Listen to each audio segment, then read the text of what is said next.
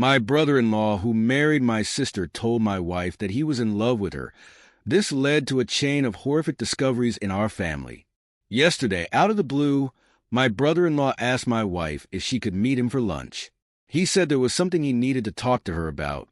When my wife told me about his invitation, she seemed puzzled but not overly concerned. "Do you think it's about my sister?" she asked, furrowing her brow. "Maybe they're having problems, and he wants to get a woman's perspective on things." I found the whole situation odd. My brother-in-law had never reached out to my wife in this way before, but he often texted her and other family members for mundane reasons. So I didn't think much of it. After all, we were a close-knit family, and it wasn't unusual for us to support each other through tough times. "Go find out," I told her, shrugging off my initial unease. My wife agreed, deciding to meet him at a cafe near her office the next day. The next morning, as she was getting ready for work, she mentioned lunch again. "I'm still not sure what this is about," she said, a hint of worry in her voice. I reassured her, saying it was probably nothing serious. "Just listen to what he has to say, and if it's something we need to help with, we'll figure it out together," I said. It's a busy cafe, filled with the usual lunchtime crowd, and my wife feels a bit more at ease being in such a public setting. She arrives a bit early, finding a table near the window where she can keep an eye on the entrance. He arrives a few minutes later, looking more nervous than she's ever seen him. They exchange the usual pleasantries, talking about work and the kids for a few minutes. But then, as soon as their food arrives, he takes a deep breath and dives into what he really came to say. He starts by complimenting her, telling her how beautiful she looks. At first, she thinks he's just being polite, but then he keeps going. He tells her how she's always been a light in his life, how she makes him feel things he's never felt before. It was love at first sight, he says, his voice trembling slightly. "I've loved you since the moment I first laid eyes on you. If you were mine, I would treat you like the queen you are. I'd give you everything you deserve." My wife is stunned. She stares at him, unable to believe what she's hearing. This man, my brother-in-law, married to my sister and father their 2 kids, is pouring his heart out to her. He lays it on thick, making grand promises about how different life would be if they were together. He goes on, saying how he's been holding these feelings in for years, how he's watched her and admired her from afar, feeling more and more that they're meant to be together. She tries to interrupt, to tell him he's making a huge mistake, but he keeps talking over her, almost as if he's rehearsed the speech 1,000 times in his head. Mind you, this man has always had a friendly relationship with my wife. Our families see each other often since we're a close-knit bunch. He's always been the fun uncle to our kids, the guy who's there at every family barbecue, every holiday dinner. He does text my wife frequently, but it's always been about mundane things, the kids' schedules, family events, things like that. Nothing overly sexual, nothing that would set off any alarms. In fact, he texts and calls my mom too. They have a friendly rapport, and none of us ever thought anything of it. To us, he's always been just a good guy, someone we trust implicitly. So to hear my wife recount this to me is like a punch to the gut. My wife doesn't let him finish. She stands up, her chair scraping loudly against the floor, and walks out. She's shaking as she calls me, telling me everything that just happened. While she's on the phone with me, the texts from him start. First, it's apologies, he didn't mean it. He thinks it's only infatuation. He's sorry for making her uncomfortable. But the damage is done. She leaves work early to come home and talk to me about this, her phone buzzing incessantly with his calls and messages. I tell her to answer one of his calls, to put him on speaker so I can hear. He's crying, begging her not to tell my sister. He keeps saying it was a mistake, that he misread signals, that he thought she felt the same way. Apparently, when we were together this past weekend, he thought my wife was flirting with him, that they had a moment alone in our kitchen where he felt a connection.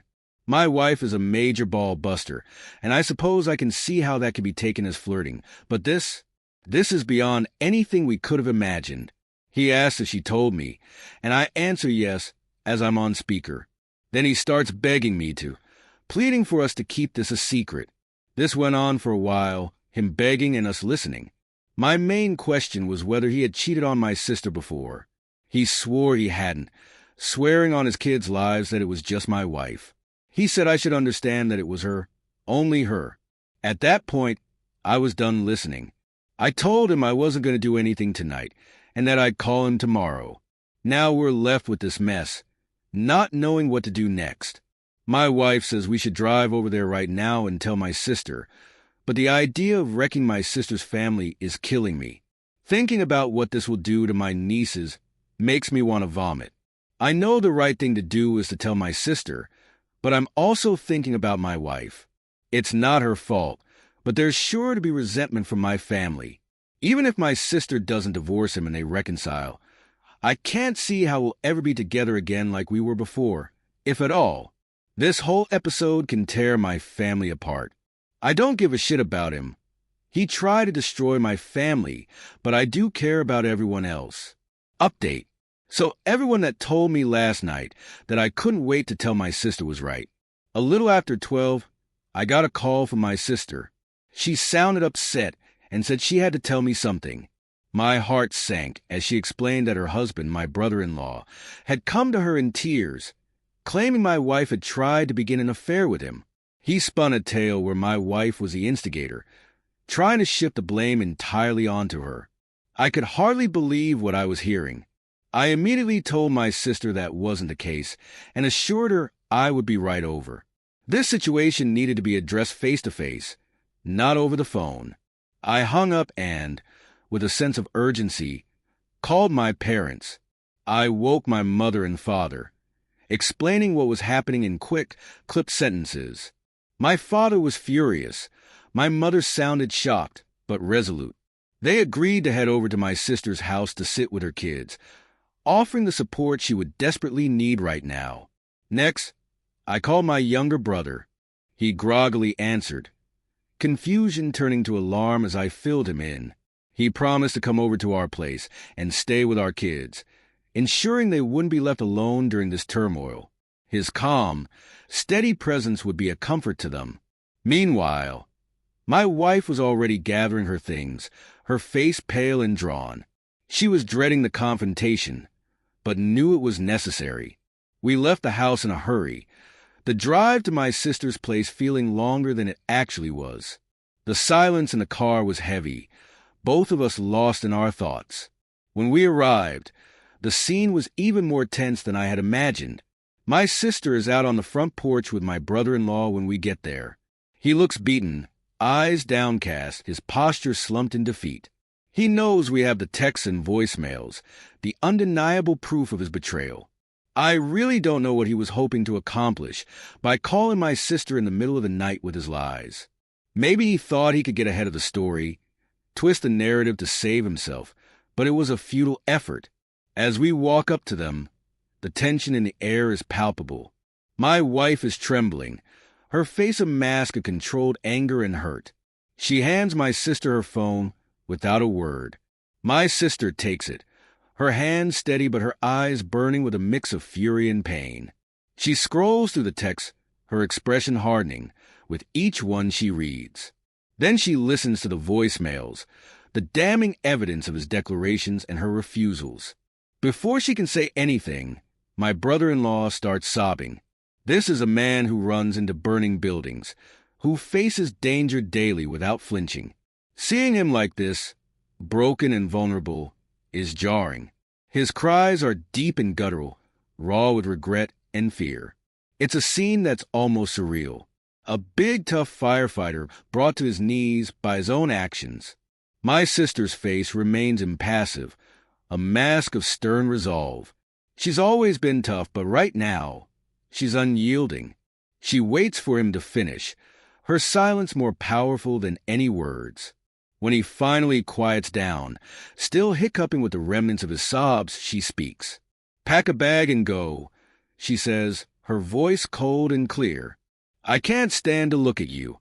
He tries to argue, to plead his case, but she's having none of it. "Stop it," she snaps, cutting through his words.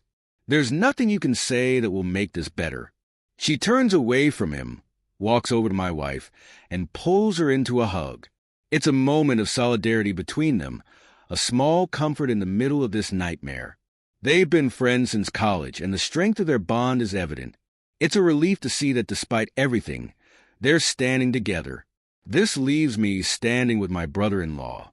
He's a wreck, his face red and swollen from crying, his shoulders slumped. He looks at me, his eyes pleading for some kind of understanding or forgiveness, but I have none to offer. He tries to speak, his voice cracking, but I cut him off. You need to leave, I say firmly. This is your mess. You need to deal with the consequences. He nods, defeated, and slowly makes his way inside to pack his things. My sister stays with my wife, the two of them talking quietly, leaning on each other for support. The rest of the night is a blur of conversations and plans. We all rally around my sister, helping her figure out what to do next, how to protect her kids from the fallout. My sister begins questioning my wife, trying to understand why her husband thought any of this could possibly work out. He must have had some reason to believe she reciprocated his feelings. My sister insists that there hadn't been any issues in their marriage. Everything had been normal. My wife is crying at this point, tears streaming down her face as she tries to make sense of the situation. There's nothing you haven't seen, she says, her voice shaking. She hands my sister her phone again, and together they painstakingly go through every text message sent over the past 2 years. They read each one carefully, looking for any hint of inappropriate behavior, but there's nothing there. My wife was just being herself. She has a playful personality, always joking around and teasing. It's part of what makes her so lovable and approachable. My brother-in-law has a similar sense of humor, and they've always teased each other in a light-hearted, harmless way. She does the same with my mom and my younger brother. It's just how she interacts with people. The only incident my wife can think of that might have been misconstrued happened this past weekend. She recounts it, trying to pinpoint where things went wrong. They were all together at our place, and she and my brother-in-law both reached for the fridge at the same time. They playfully jostled for who would get there first, laughing as they did so. He let her win, but then he reached around her waist to grab a beer, moving his hand slowly. She admits that in that moment, the way he did it felt a little inappropriate.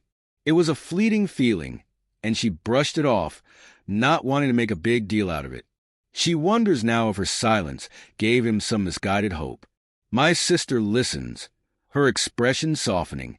She doesn't blame my wife for any of this.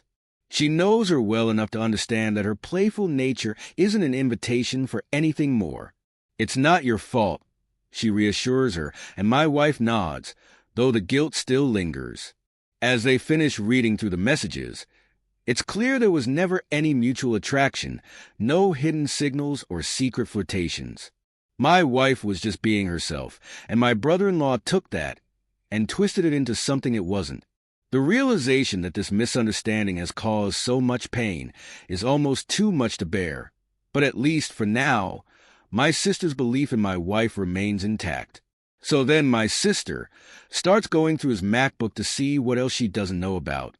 She's angry and frantic at this point, her hands shaking as she types. She guesses the password, and on the third try, she's in. With a deep breath, she starts searching through his files, looking for anything that might shed more light on this nightmare. It doesn't take long before she finds something disturbing. There, buried in a folder labeled innocuously, are a lot of pictures of my wife. They date back years, and what's more unsettling is that they're always isolated shots, just her, never in group settings or candid family moments. My sister clicks through them, her anger turning into a cold, creeping horror. One set of photos stands out. A few years ago, we went on a couple's trip to the Caribbean. It was a rare vacation without the kids, and my wife, feeling more relaxed in the adults-only environment, had worn a bikini. She usually doesn't, preferring more modest swimwear, but this time she had felt comfortable enough to do so. There were probably 50 pictures of her in that bikini, each one taken without her knowledge. My sister's face pales as she scrolls through them. It's clear he's been secretly snapping these photos for years, collecting them obsessively. The realization that he's been harboring this fixation, lurking in the shadows of family events, sends a shiver down her spine. Does this now enter restraining order territory? She wonders aloud, her voice barely above a whisper. This has taken a creepy turn, far beyond what any of us had imagined. The boundary between inappropriate and outright disturbing has been crossed. She calls us over, showing us the pictures. My wife gasps, her hand flying to her mouth in shock. She had no idea he was doing this, no inkling of his obsession. My sister, her anger now tempered by a deep sense of betrayal, starts talking about next steps, legal action, protection for her kids, and a restraining order. All possibilities that need to be considered now. We're all reeling from this new discovery. The man we thought we knew, who we trusted as a husband, a father, and a brother-in-law, has shown a side of himself that's dark and disturbing. It's not just a matter of infatuation anymore. It's something far more insidious. Unfortunately, the mess continues. My sister agreed to talk to her husband last night and let him explain himself. She was determined to get the full story and decided to involve my wife directly to ensure there would be no lying or half-truths. They set up a FaceTime call with my wife, and I listened in off-camera, my heart pounding with a mix of anger and dread. My sister, ever thorough, recorded the entire conversation for good measure. As soon as the call began, the tension was palpable. My brother-in-law looked exhausted, his eyes red-rimmed and swollen from crying. He started hesitantly, his voice shaky, but as he spoke, the truth began to pour out, and the story unfolded in a way none of us had fully anticipated. He admitted he's been obsessed with my wife for years. It started the day I met her, he confessed, his voice barely above a whisper. He went on to explain that it was during one of those early gatherings where my sister, eager to introduce her new boyfriend to her friends, had brought him along. My wife and I were dating at the time, but he had met her before he met me. At first, he thought his feelings were purely physical, an innocent crush that he could brush aside. But as time went on and he spent more time around her, he realized it was more than that. He became fixated on her personality, her laughter, the way she interacted with everyone around her. He described moments where he found himself watching her, captivated by her presence, even as she was just being herself, playful and kind. He detailed how he had tried to suppress these feelings, convincing himself that they were harmless. But over time, his obsession grew. He started finding ways to be near her more often, volunteering to help with family events, making excuses to text her about trivial things. It was a slow, insidious process that eventually led to the point where he felt compelled to confess his feelings, deluding himself into believing she might feel the same way. My sister listened, her face a mask of controlled rage and heartbreak. She didn't interrupt him, letting him dig his own grave with each word. My wife, on the other hand, was visibly shaken, hearing how long this had been going on, how deeply his obsession ran, was almost too much for her to bear. When he finished, there was a heavy silence. My sister finally spoke, her voice icy and measured. "What made you think that my wife would leave me for you?" she asked, her eyes boring into his. He stammered, struggling to find the right words. He mentioned the supposed mutual attraction, the moments he had misinterpreted as signs of her reciprocation. My wife and sister exploded at that point, their pent-up anger and frustration spilling over.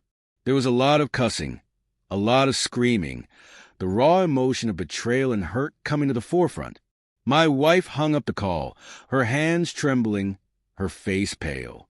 She was concerned for me, for us, assuring me repeatedly that the attraction was one-sided. I believed her. I always had. Even if she did find him physically attractive at some point, I knew she would never act on it. She's serious about trust and fidelity, something she made clear early on in our relationship. This whole ordeal was a twisted fantasy of my brother-in-law's, a dangerous delusion that had nearly torn our family apart. The tension that had been building up during the call finally erupted into a storm of cussing and screaming. My wife's voice was a mix of fury and hurt, while my sister's was steely and unforgiving.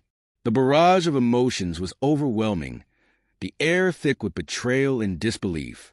The phone call abruptly ended when my wife, shaking and distraught, hung up because she was concerned for me. She turned to me, her eyes wide with fear and confusion. It was one-sided, she assured me, her voice trembling. I never thought it wasn't, I replied, trying to soothe her.